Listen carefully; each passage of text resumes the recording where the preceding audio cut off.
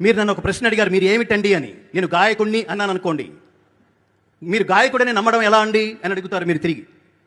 అప్పుడు నేను ఒక పాట పాడుతాను, ఏ కృష్ణ అన్నాను అనుకోండి, అవునండి కరెక్టే, మీరు పాడుతున్నారు, మీరు బాగా పాడుతున్నారు, మీరు గాయకుడే అని నమ్మేస్తారు మీరు. ఇప్పుడు నేను మిమ్మల్ని అడుగుతాను, మీరు హిందువులా అని అడిగారు, ఎస్ అన్నారు. మీరు ఎలా నిరూపించుకుంటారో చెప్పండి అని అడిగాను, ఏం చెప్తారో చెప్పండి. ఎంతమంది చెప్పగలరో చెప్పండి.